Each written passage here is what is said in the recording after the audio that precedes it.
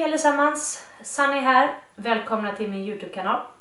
För 10 dagar sedan så gjorde jag en insättning på Sahlgrenska sjukhus. Och i den här videon så tänkte jag helt enkelt berätta för er hur det gick, vad jag haft för symptom och hur jag har mått, och även vad graviditetstestet visade. För er som inte följer oss så rekommenderar jag att kolla på tidigare videor. Jag och min man Christian har varit barnlösa i 3 års tid nu.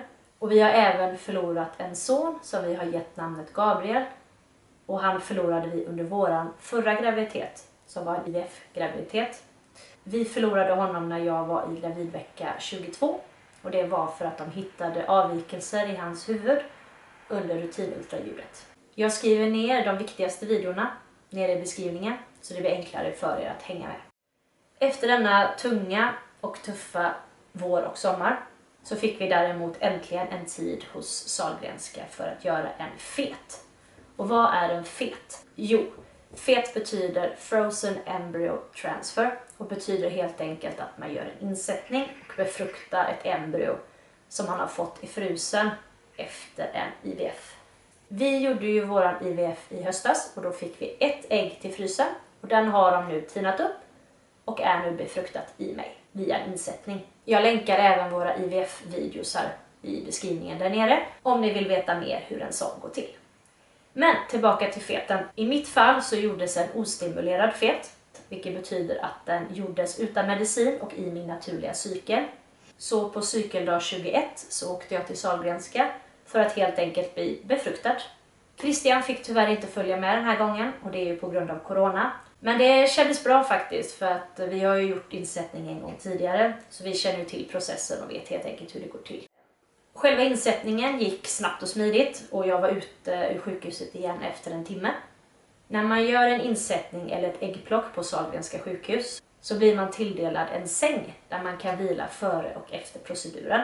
Däremot nu under corona så får man bara en säng när man gör ett äggplock. Detta är ju för vid en insättning så krävs det ingen smärtlindring eller morfin eller så utan man kan helt enkelt åka hem direkt efteråt. Vid ett äggplock så krävs det ju smärtlindring och morfin och man behöver vila efteråt för att kunna bli sig själv och få åka hem.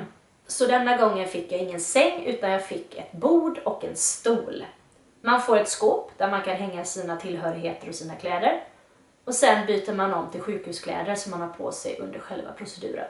Sjukhuskläderna är den klassiska sjukhusdressen med vita knästrumpor till och så har man plasttossor på fötter och även på huvud för att täcka håret. När man kommer in i rummet så får man sätta sig vid datorn och där visar man sin legitimation, både sin och partners. De kollar även papperna så allting stämmer så att det är rätt embryo och innan så har partnern fått skriva under ett papper som ger dem tillåtelse då att använda embryot. Sen så får man lägga sig på den underbara gynekologstolen. Åh, vad alla kvinnor älskar den. Själva processen går till att de för in en kateter in i vaginan. Sen använder de en pipett för att fånga upp embryot. Och den pipetten för de då sedan in i katetern så att embryot fastnar i livmoderväggen. Och sen efter det så är det klart. Man får gå tillbaka in i rummet, byta om, gå på toaletten. Sedan är det bara att åka hem. Efteråt så åkte jag och Christian till McDonalds för den traditionella McDonalds-pommesen. Det är en tradition i många länder att åka till McDonalds efter en insättning. Det finns forskning kring detta att McDonalds-pommesen ska hjälpa embryot att fästa. Jag vet inte om det stämmer, men vem säger nej till McDonalds? Så vi kör på det. Sedan var det bara att åka hem, lägga sig i soffan med de goda sockarna på. För det är extra viktigt under ruvardagarna att hålla fötterna varma. Så nu efter insättningen, hur har jag mått? Jag har mått ovanligt bra faktiskt, vilket har skrämt livet ur mig. Förra gången jag ruvade så var det ju efter en stimulerad IVF. Och de medicinerna jag tog då gav ju extrema biverkningar. Så jag hade mycket symptom under de ruvardagarna. Och de symptomen har jag ju inte haft denna gången eftersom att det nu var ostimulerat. De symptom jag haft den här gången har ju varit trötthet, halsbränna och huvudvärk. Och det är ju symptom som jag har i vanliga fall, så att det är ju ingenting nytt. Så den här gången har jag ju varit väldigt nojig, så jag har drömt mycket mardrömmar och jag har till och med haft panikattacker på jobbet för att jag är så rädd för att inte vara gravid. På ruvadag 8 så fick jag utöver mina symptom även mensvärk och det har ju varit jättejobbigt. Jag har ju gått på toaletten varje halvtimme och varit livrädd varenda gång. För att jag helt enkelt tror att mensen ska komma. När jag spelar in detta så är det måndag, ruva dag 12. Och tanken var idag att jag skulle ta ett graviditetstest. Det behövde jag däremot inte göra den här gången. För i fredags så kom mensen. Jag är alltså inte gravid och det blev ingen lyckad insättning den här gången. Vi är mycket nedstämda över detta och det har varit en väldigt jobbig helg för oss båda. Däremot så ringde jag Sahlgrenska i morse och jag frågade dem om vi kunde få sätta igång med en IVF på en gång. Och jag fick en tid för äggplock vecka 44 och en vecka senare kommer det även bli en insättning.